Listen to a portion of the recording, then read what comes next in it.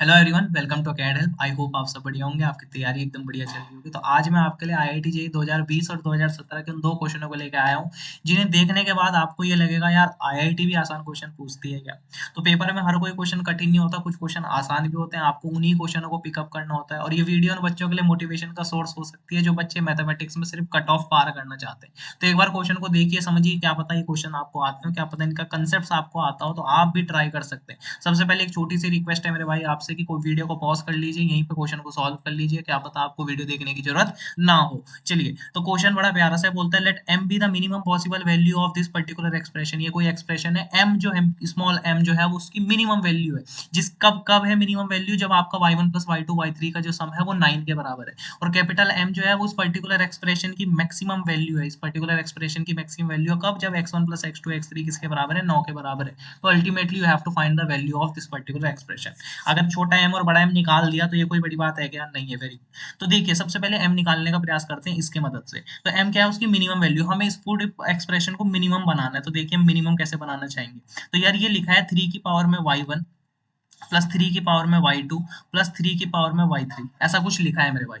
तो ये जो आपके ये चीज है, इनको देख के आपको क्या फील आनी चाहिए यार, इस मैक्सिमम और मिनिमम वाला जो कंसेप्ट होता है, एक तो होता है एओडी में, वहां पे तो फंक्शन बने रहते हैं, और एक यहाँ पे होता है जहाँ पे हमें दिमाग लगाना पड़ता है, M is greater than equal to GM से।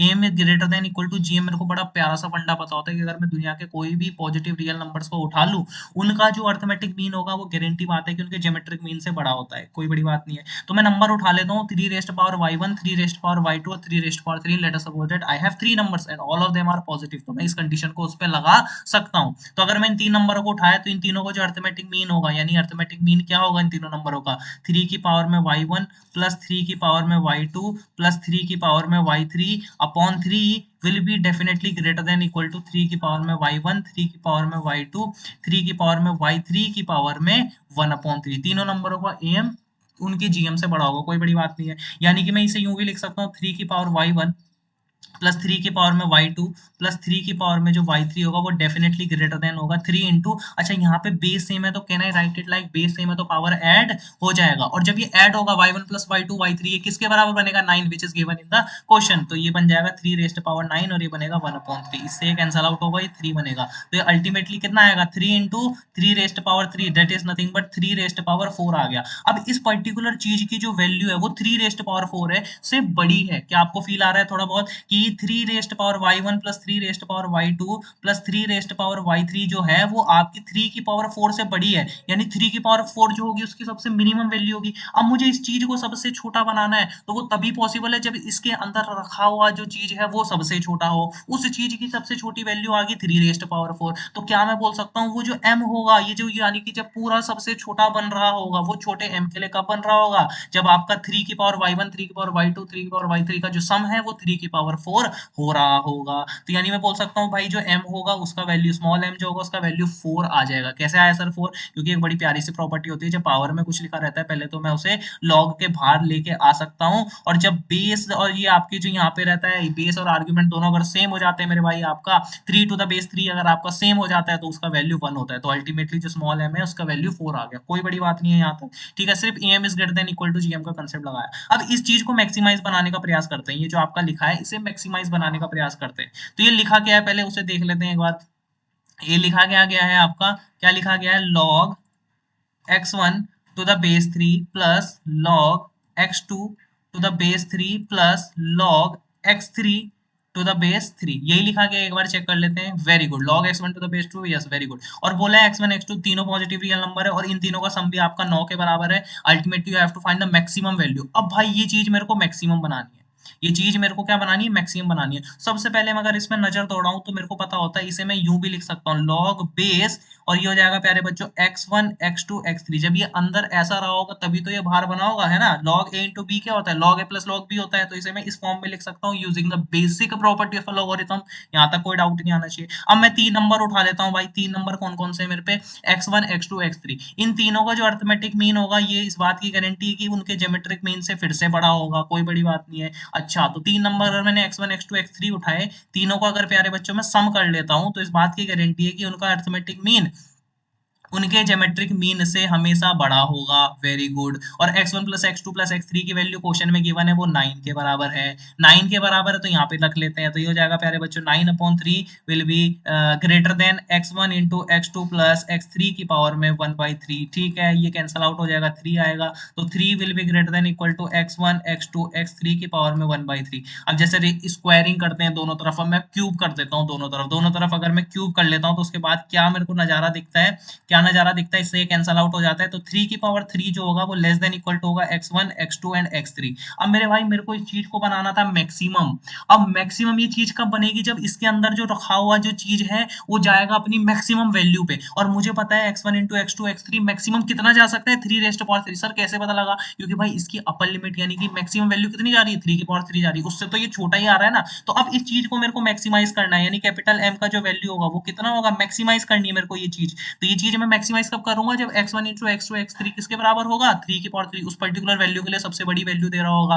तो यहाँ से फिर से वही प्रॉपर्टी लगा दी, 3 को बाहर उठा के फेंक दिया, और 3 टू द बेस 3 को मैंने 1 लिख दिया, तो ये आ गया प्यारे बच्चों 3। तो क्या मैं बोल सकता हूँ, स्मॉल m की वैल्यू आ गई 4 और कैपिटल M की वैल्यू आ गई प्यारे बच्चों 3। तो अब आपको कैलकुलेट क्या करना है, बहुत इंपॉर्टेंट है ये, आपको कैलकुलेट करना है, क्या करना है, एक बार वो भी लिख लेते हैं, क्या करना है, log to the base 2, m की पावर क्या था वो, आई गेस m की पावर था प्यारे बच्चों 3 प्लस लॉग बेस आपका 3 है, और इसमें m की पावर क्या है आपका 2 है, ये आपको सॉल्व करना है। तो जिसने m की वैल्यू निकाल दी, कैपिटल M स्मॉल m दोनों की, वो तो उसके लिए तो आसान क्वेश्चन बन चुका है। वो कैसे निकालेगा, log 2 स्मॉल m की वैल्यू प्यारे बच्चों होती है 4, 4 की पावर 3 प्लस कैपिटल M की वैल्यू होती है 3, तो कैसे हो जाएगा 3, 3 की पावर में हो जाएगा 2। तो इसे आप फर्दर सॉल्व कर लेंगे प्यारे बच्चों, एकदम करेक्ट आंसर आ जाएगा। एकदम करेक्ट आंसर कैसे आ जाएगा, ये आ जाएगा आपके पास 3 इंटू लॉग 2, और 4 को मैं 2 की पावर 2 लिख सकता हूँ, और ये जो 2 है आपका, ये 2 भी बाहर आ जाएगा,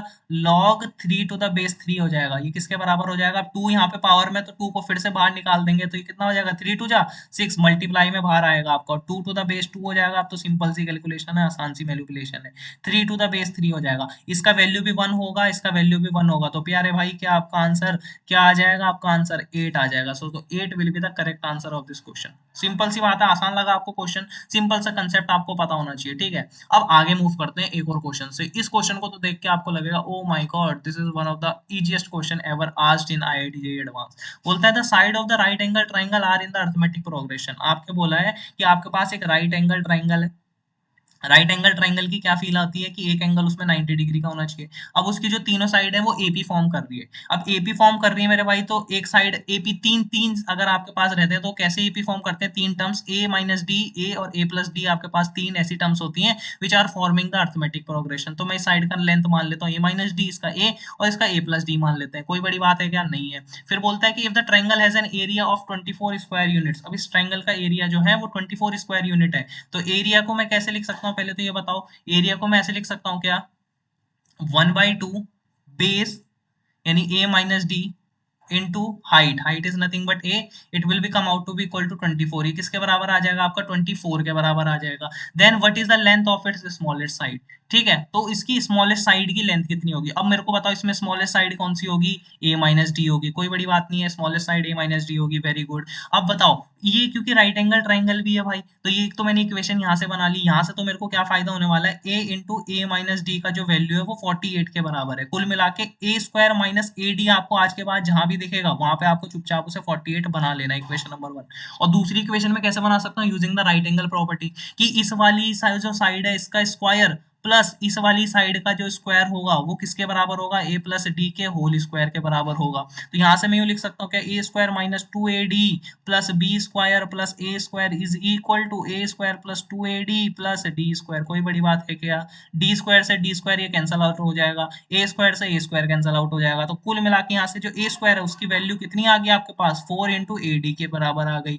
अब मेरे भाई एक चीज मुझे ये बताओ, कि यहाँ से मैं यूँ लिख सकता हूँ कि बहुत सारी चीजें आप कर सकते हो, यहाँ से आप कुछ भी निकाल सकते हो। यहाँ से अगर मैं a को a स्क्वायर माइनस 4ad जो है आपके पास, उसे 0 लिखने का प्रयास करूँ, a कॉमन लेने का प्रयास करूँ, तो यहाँ से क्या आ गया आपके पास a minus 4d is equal to 0। अब a तो 0 हो ही नहीं सकता भाई, साइड ही 0 हो जाए तो वो ट्रायंगल ही किस काम का, ये चीज हो सकती है। लेकिन a is equal to 4d, तो जहां भी मुझे a दिखे वो उसे मैं 4d लिख सकता हूँ। तो a तो मुझे पहली इक्वेशन में नजर आ रहा था, a स्क्वायर इक्वल टू इसके बराबर नजर आ रहा था। तो यहाँ से मैं क्या लिख सकता हूँ भाई, यहाँ से मैं यूँ लिख सकता हूँ क्या, ए स्क्वायर यानी कि 4d का होल स्क्वायर माइनस ए की जगह मैं 4d लिख सकता हूँ, और d यहाँ पे पहले से ही है। सिंपल है, आसान सी कैलकुलेशन है, सिंपल सी मैनिपुलेशन है। तो ये कैसा हो जाएगा, 16d square minus 4d square is equal to 48। तो ये आ जाएगा प्यारे बच्चों 12d square is equal to 48, which is nothing but d will be come out to be equal to plus minus 2। अब भाई कोई d है आपके पास, वो कैसा हो जाएगा, d आपके पास प्लस माइनस 2। अगर मैं माइनस d लेता हूं तो मेरी साइड नेगेटिव हो जाती है, विच इज नॉट पॉसिबल। तो I only have to consider d is equal to 2। तो d जब मेरा 2 होगा तो प्यारे बच्चों a का वैल्यू कितना आ जाएगा, 4 into 2 that is nothing but 8। और d का वैल्यू कितना आ जाएगा, यहाँ से आपका d का वैल्यू आ जाएगा 2। तो साइड कैसे निकल जाएंगी आपकी, ये वाली साइड आपको याद होना चाहिए, a माइनस डी दी थी, तो 8 में से 2 जाएगा, कितना बचेगा 6, 8 और ये 8 ही रहेगा, और 8 में 2 जोड़ूंगा तो 10 आएगा। तो this is the triangle which is forming, which is holding all the three condition. देखो तीनों नंबर्स एपी में भी है, और ट्राइंगल राइट एंगल भी है, क्योंकि इसका स्क्वायर प्लस इसका स्क्वायर इक्वल टू इसके स्क्वायर के बराबर होगा। तो इन ट्राइंगल में सबसे स्मॉलेस्ट साइड कौन सी होगी, 6 होगी। तो 6 will be the correct answer of this question. I hope आपको समझ आया होगा, और इसी तरीके के क्वेश्चन के लिए चैनल को सब्सक्राइब करिए, वीडियो को लाइक करिए, और नीचे टेलीग्राम का लिंक है उसमें जल्दी से ज्वाइन हो जाइए। Thank you.